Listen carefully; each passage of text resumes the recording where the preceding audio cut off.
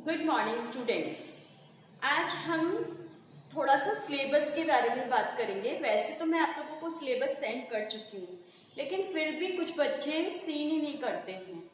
तो आप देख लीजिए, आपके काफ़ी कुछ कोर्स में से हट गए बच्चों। फोर्थ चैप्टर, लेकिन आपके जो सेकंड टेस्ट में जो भी सिलेबस आ रहा है ना, वो बिल्कुल भी हटा नहीं है। ठीक है, अभी तक आपने फर्स्ट टेस्ट में जो सिलेबस दिया है वो, प्लस सेकंड टेस्ट में जिस सिलेबस को तैयार करके आपने टेस्ट दिया है वो, उनमें से आपके कुछ भी नहीं हटा है। अब इसके बाद में चैप्टर नंबर 4 में से आपके कुछ पॉइंट्स हटे हैं। चैप्टर नंबर 5 एंड 6 एंड 8 ये सब आपके हट गया है बिल्कुल। ठीक है, और चैप्टर नंबर 7 है पूरा आपके कोर्स में। चैप्टर नंबर 1 to 3 है आपके कोर्स में, और 4 जो चैप्टर बहुत ही बड़ा चैप्टर है, लगभग आधी बुक कवर कर रहा है, तो उसके आपके कुछ पॉइंट्स हटे हैं, 2-3 पॉइंट्स हटे हैं, जिनके बारे में मैं आपको सेंड कर चुकी हूँ। और आप एक बार चेक कर लीजिएगा कि कौन कौन से पॉइंट्स आपके नहीं आएंगे। आज हम लोग चैप्टर नंबर 2 को एक बार ध्यान से देख रहे हैं, क्योंकि हमें अब बहुत ही जल्दी इसका टेस्ट देना है। और अब जब कोर्स इतना कम हो चुका है, तो आप लोगों को जितना कोर्स बचा है उसको बहुत ही अच्छी तरीके से एक एक पॉइंट पर डिस्कस करके ढंग से और लर्न करना चाहिए, क्योंकि आपकी जीके में भी आगे बहुत काम आने वाले पॉइंट्स हैं। तो आप लोग जितना अच्छी तरीके से इनको देखेंगे, आपको आगे जीके में भी हेल्प मिलेगी। सिंधु घाटी सभ्यता चैप्टर नंबर 2 देख रहे हैं आज हम। चैप्टर नंबर 2 में सिंधु घाटी सभ्यता के बारे में, उसके बहुत सारे पहलुओं के बारे में बताया गया है।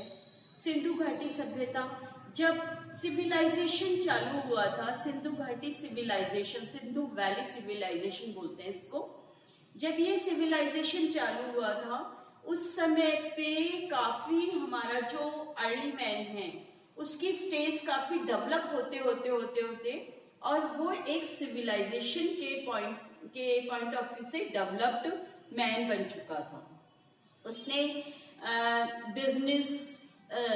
बिजनेस के एरिए में, क्रिएशन के एरिए में, फार्मिंग के एरिए में और एजुकेशन के एरिए में, काफ़ी एरियाज में उसने बहुत सारा डेवलपमेंट कर लिया था। लेकिन फिर भी वो आज के हाईटेक ह्यूमन बींग्स से बहुत पीछे था। लेकिन तब भी उसके थ्रू किए गए जितने भी वर्क हैं, उनकी क्वालिटी जो है उसको आज के लोग भी फॉलो करते हैं। उनकी क्वालिटीज को, उनके थ्रू बनाया गया जो इंफ्रास्ट्रक्चर है, बिल्डिंग वगैरह हैं, उनको बनाने के लिए जो मैप्स बनाए जाते थे, जो कि प्लानिंग की जाती थी, जो इंटीरियर्स किए जाते थे, बहुत ही काम के थे और वो हमारा बेस बन चुके हैं। आज के इंटीरियर डिजाइनर भी उनको बेस मानते हुए काम करते हैं कि किस तरीके से उनकी सड़कें, चौड़ी सड़कें थी, खुले हुए घर थे, हवादार रोशनीदार घर थे, और इसके अलावा और भी बहुत सारी बातें, जिनको जो नगर का पूरा विन्यास, यानी कि नगर की पूरी ऐसी व्यवस्था थी, ऐसी प्लानिंग थी कि एक गली दूसरी गली को क्रॉस कर रही है, और जिसकी वजह से कहीं भी वो रुक नहीं रही, बाउंड नहीं हो रही। जिस तरीके से हमारा जयपुर जो है वो बसा हुआ है, हमारा जयपुर पूरी इसी तर्ज पे बसा हुआ है कि हम किसी भी गली में से निकल जाते तो हमें रास्ता मिल ही जाता है। तो ये एक बढ़िया प्लानिंग में ये चीज आती है कि ऐसी प्लानिंग होनी चाहिए। इसके अलावा भी और बहुत सारी चीजें जो हमारे आर्ट पॉइंट ऑफ व्यू से तो बहुत डेवलप्ड था। यहाँ पे सिंधु घाटी में मोहनजोदड़ो, हड़प्पा, मेनली ये 2 जो नगर थे ये विकसित हुए थे, और यहाँ पे पत्थर की मूर्तियां बनाई जाती थी, बहुत ही खूबसूरत पत्थर की मूर्तियां बनाई जाती थी, जिसमें से ये एक योगीराज या वृद्ध पुरुष की मूर्ति या पंडित की मूर्ति जिसे कहा गया है वो फेमस हुई थी, जो कि दुशाला ओढ़े, यानी कि एक कपड़ा, एक क्लॉथ उसने आधे, एक हाथ को कवर करते हुए, एक कंधे को पूरा कवर करते हुए उसने ओढ़ा हुआ है। इस तरीके की दाढ़ी वाले पुरुष की एक मूर्ति बहुत फेमस हुई पत्थर की मूर्ति में। कांसे की ढलाई वाली मूर्तियां बनी थी। ढलाई यानी मेल्टेड कांस्य एक मेटल होता है, कांस्य यानी ब्रॉन्ज, और ब्रॉन्ज को लिक्विड फॉर्म में मेल्ट करके और सांचों से उसको ढाल कर सांचों से उसको फिर से मतलब पूरा सांचे से भर दिया जाता है, सांचों से भर दिया जाता है। देन उसके बाद में जब वो ठंडा होता है तो वो सॉलिड फॉर्म में आ जाता है। जिस तरीके से मोम आता है उसी तरीके से ब्रॉन्ज भी आ जाता है, उसी तरीके से गोल्ड भी आता है, सिल्वर भी आता है ना। तो ये सब भी फर्मे से रेडी होते हैं।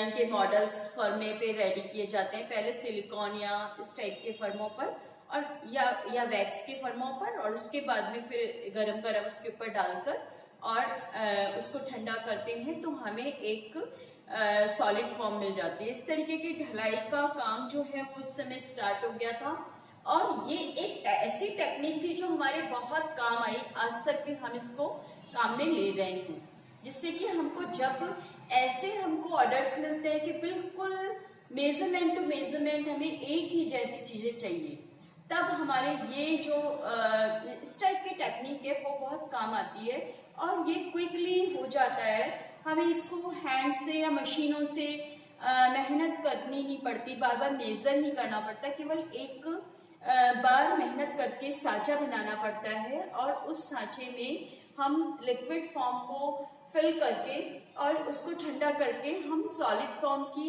एक जैसी बहुत सारी मूर्तियां बना सकते हैं। तो उस टाइम की बनी हुई एक देवी की मूर्ति बहुत फेमस हुई थी इस टाइप की।